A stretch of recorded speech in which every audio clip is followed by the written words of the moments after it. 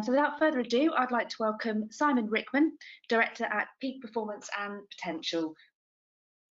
Let's talk about why we're here today. Yes, there is that word, unprecedented.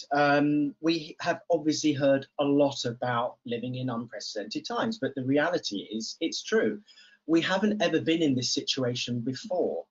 And so how we're trying to deal with this situation has been one of our biggest challenges. I don't think there is anyone who knows all the answers, and we see that a lot of things are being done at an international, national, local level, where we try some things and people are going to criticize those sorts of things. And that's inevitable because we haven't been in this situation before. And if we think back now to March the 23rd, when the Prime Minister put us into lockdown, we kind of thought that that was going to be really challenging for us, and indeed it was. But when we reflect back with some hindsight, I think we can see and feel that it wasn't as challenging as perhaps it is today. The instructions were much clearer. You will stay at home. You can go out for exercise for 1 hour. All those sorts of things meant that life was actually a little bit clearer, a little bit more simple, and a little bit more relaxing, dare I say, given the pandemic that was around us. And since that time, the world has changed. And as we're coming out of lockdown, I think we're seeing much more stress. I think we're seeing people who are becoming more anxious about what that means for them, what it means for the organisation that you work in, your team, and indeed your customers. And one of the first things that I did when I spoke to Sue and then to Jules and then to Joe about what I was going to talk about, I went to the CICM website and I looked at, okay, what are you guys all about? And I have done some work with you guys before, but it's all about how does the organisation support, guide and advise our members? But it's all about preparing ourselves for the future. Now, because we live in these unprecedented times, it's difficult to anticipate what that future is going to look like. And so some of the things that I think, talking to Sue and to Jules in particular, some of the key challenges I think you're going to be facing within your industry are going to be, okay, first of all, how are we going to get back into the office? So in our comfort zone of working from home, which we said was rather challenging for the first few weeks, is no longer there. How do we move out of our comfort zone into this new world? How does it affect me? Does it affect me at all? Do I have any choice over that? So that's number one. The second is, what is the background? What's the economic climate? And we're already hearing about organisations that are doing everything they can based on the support that the government has provided. They're beginning to take that away. We're hearing that some people are going to inevitably lose their jobs, and that indeed is going to cause a high degree of consternation.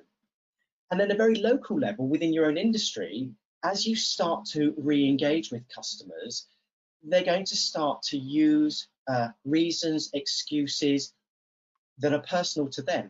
They may avoid your calls. They may not be able to pay because the financial impact of what we're going through has been quite considerable. So these are some of the things that I think you're going to be facing in particular over the next few months, well into 2021. And so the question is, what can we do about it? How can we prepare for doing that? How can we be prepared to meet and beat some of the challenges that you're going to see? And I think there are three key skills that I think you can need. Number one is agility. We've had to be incredibly flexible to move out of the office. Some of us have been put on furlough. Some of us are not earning anything. Some of us are having to pick up work because other people are on furlough. So we've had to show that agility and flexibility. The second is our ability to remain engaged with where we are as a human being. Going out and clapping for 10 weeks for the NHS very much saw what I thought was a wonderful side of humanity. It was great. I was talking to neighbours that, I've lived here for 23 years and I've never spoken to them before, certainly not in that way. In terms of engaging with the organisation, with customers, etc., that's something I think is going to be at the forefront of change and something that you need to maintain. And the third one is really why we're here today, is how do we build resilience? Everything to me comes under this umbrella of resilience. How do I adapt to the changes that are around me, that are many of it is outside my control, and emerge from it stronger, better, wiser individual? So the habits of highly resilient people. It is, as I said, it's from and inspired by me reading Stephen Covey's 7 Habits of Highly Effective People, which I first did about 25 years ago. And I just thought it was brilliant. I thought he was talking to me personally. And what it changed in me was to say, okay, there's a framework that I've now got that I can then use to help organize and structure my own life. And then I started to share it with other people who worked in my team. And then I was running lots of different functions. My background is HR and recruitment.